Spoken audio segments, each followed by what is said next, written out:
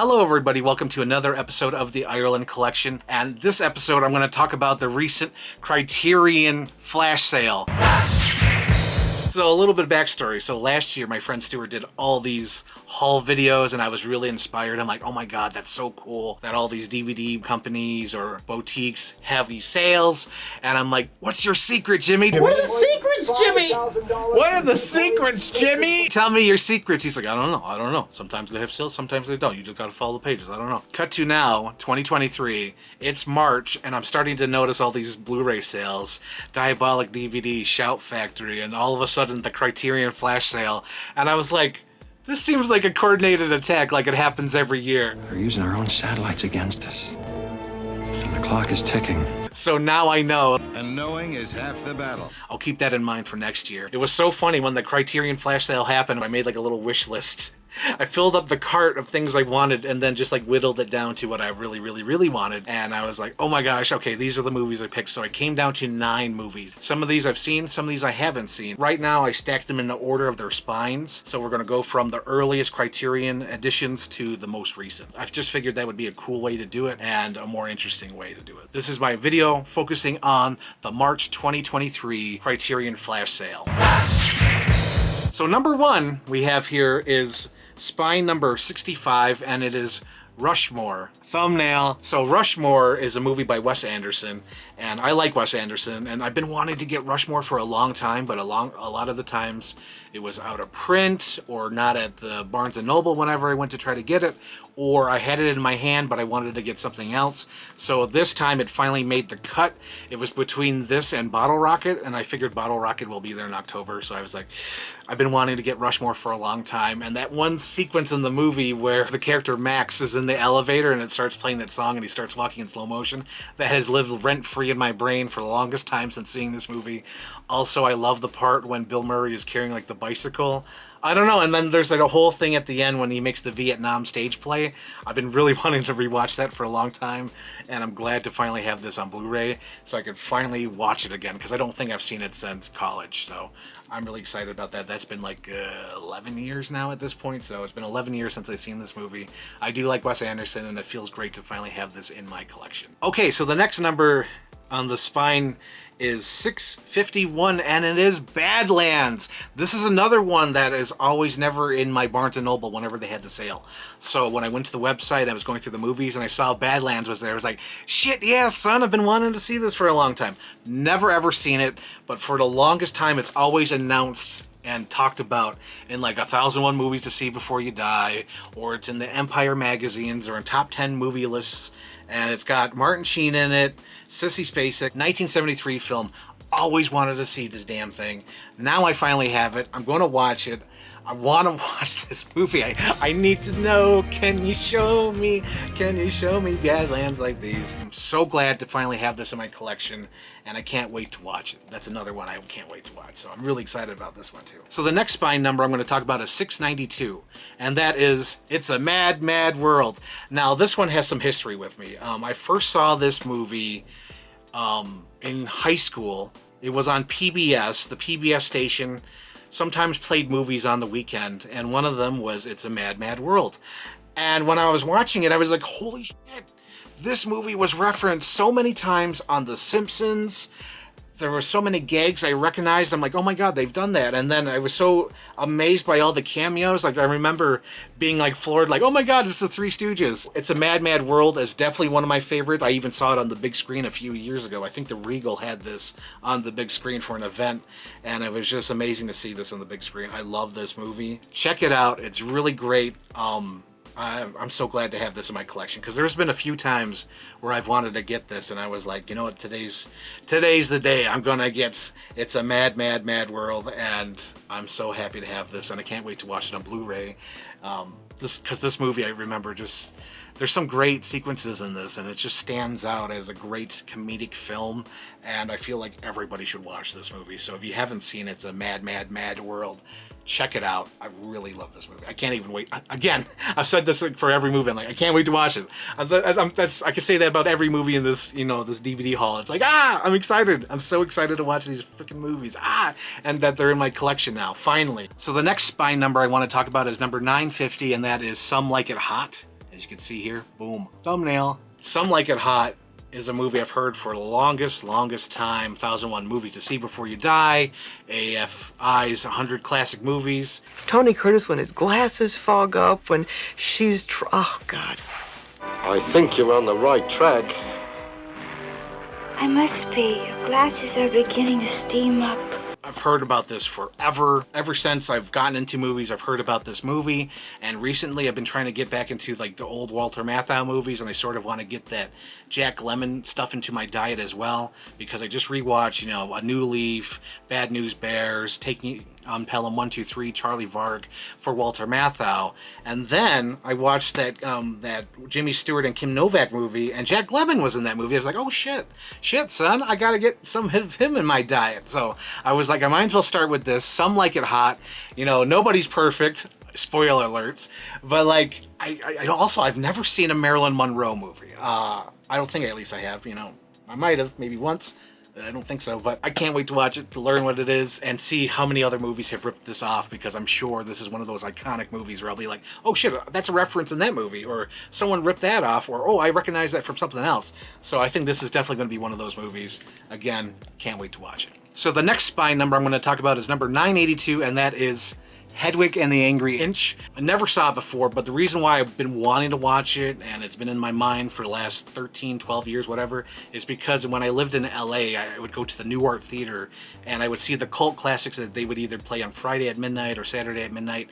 But before the movie, they would always play the coming attraction trailers of whatever movie they had on the schedule or what they were going to play in the next upcoming months. Suddenly I'm this punk rock star. I seen this trailer like maybe 4 or 5 times there, and that song Wig in a Box is used in the trailer, and that got stuck in my head. It's actually on one of my playlists, and it's always been under my mind, like, I gotta watch that movie at some point, And I remember a few years ago that they finally added this to the Criterion Collection, and I was like, oh shit, maybe I should pick it up. So it's always been on my mind to pick it up during one of these Criterion sales, and since this one was like one of the first opportunities where I could just go like hog wild on it, I was like, yes, this is the opportunity. And if I could work it out in my schedule and correctly plan my movies, maybe I could talk about this in June for LBGTQ month, and, you know, talk about this then. But yeah. Spine number 1055, and that is Girlfriends. There's something about this. I have no idea. Like, I don't know anything about this movie. Nothing. But I remember when they announced it, and I saw this cover, something about this cover just grabbed me.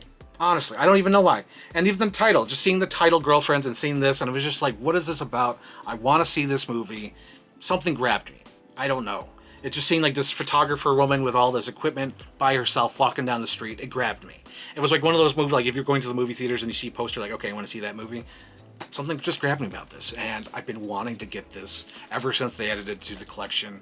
I don't even know when they added it to the collection. It doesn't say, but like when they put this on there, I was like, damn, I need to see this movie. I don't know why. I need to see this movie. So finally glad to have it, and I can't wait to watch it. The next movie is spine number 1099, and that is High Sierra. The reason why I picked this up is just because I'm such a huge Humphrey Bogart fan, and I was like, shit, son, I gotta see this movie, because Humphrey Bogart is almost like Bruce Willis before there was a Bruce Willis. He is so damn cool. I love Casablanca. I love The Maltese Falcon. I love A Lonely Place, where you don't know if he's a bad guy or not, and The Treasure of Madra, or whatever that movie's called. That one is so amazing. Like, that movie is amazing, and you could see how that Treasure of Sierra Madre, whatever it's called, that movie influenced so many other movies. And I did love the other one he did with Audrey Hepburn, which is Sabrina. And that was such a great movie as well. So Humphrey Bogart never lets me down. I love The African Queen. Classic movie. So I'm sure this one will be like another home run from Humphrey Bogart, because he's just, that's a star. I look at that dude and he's a star. He's awesome. He's just the greatest. And he never lets me down. So had to pick this one up just because of the actor. So I always pick these movies up for some reason, and I picked this one up for Humphrey Bogart. So the next movie I'm going to talk about is spine number 1112, and that is Miller's Crossing. So Miller's Crossing is a Joel and Ethan Coen movie. Dude, I love the Coen brothers. I think like my first theatrical experience with them in the theater was No Country for Old Men. And of course, before then, I was a huge fan from Oh Brother, Where Art Thou, The Big Lebowski, Raising Arizona. And this is sort of a blind spot. The early 90s work and Miller's Crossing just popped up in my head recently because there was some clip that popped up on my Instagram feed of American Dad. I'm praying to you. I can't die. I can't die out here in the woods. And like Stan was like, what are you talking about, Roger? It's from my favorite movie, Miller's Crossing. So I was like, oh my God, I gotta watch Miller's Crossing. Please, I can't die out here in the woods. So yes, I love the Coen brothers. They make amazing movies. I'm sure as hell I'm gonna probably like this movie because, again, they never let me down. The Coen brothers are the best movie directors ever. I love them. And the last movie I bought during this Criterion Flash sale is Spine number 1116, and that is Flight of the Phoenix starring Jimmy Stewart. So this one actually has Richard Attenborough too, because that is John Hammond, and I want to see a young John Hammond. But as of course I've been saying, you know, I like these actors and I've been wanting to see that. I want to see more of Jimmy Stewart. Jimmy Stewart is like the best everyday actor ever, and I sort of know Flight of the Phoenix. I'm aware of the storyline because there's a remake, so I figured the original must be way better than the remake because it has Jimmy Stewart and John Hammond. You can't go wrong with that. Also, it has Ernest Borgnine, the actor from Escape from New York and Poseidon Adventure. So I'm really excited to dig into this movie because I love watching movies with my favorite actors from the old days because it just feels like, oh, I haven't seen this movie, and when you watch it, it just feels so fresh and new. And I love like watching these movies because it makes these actors just seem so immortal. You know, because like Jimmy Stewart will always be here with us with his work that he left in these films, and I'm glad that Criterion exists to renew these movies for a brand new audience like myself. So Flight of the Phoenix, I'm really excited to watch. Like I've said about all these movies, I think I have a great pick of movies this time around, and there's so many other movies I want to pick up. Oh my gosh, there's actually 2 I ordered. Again, after I ordered these ones, I was like, shit, I should have got 2 more. So I ordered 2 more movies. Unfortunately, they didn't make it for this review, but that is WALL-E from Disney Pixar and 4K, and Hollywood Shuffle. I do have Hollywood Shuffle as a DVD, but it's like an old school DVD, and I want to see the, you know, the fixed up Blu-ray edition from Criterion because I feel like they'll give it the respect it deserves. And Hollywood Shuffle is like one of the best comedies of all time, like hands down one of the best comedies ever. And I'm just happy about my Criterion collection that I picked up this week. So thank you for watching this Criterion Flash Sale haul video. Sorry if I wasn't able to really deep dive into these movies, but these are all brand new movies that I really haven't seen, or I haven't seen in a long time, such as Rushmore.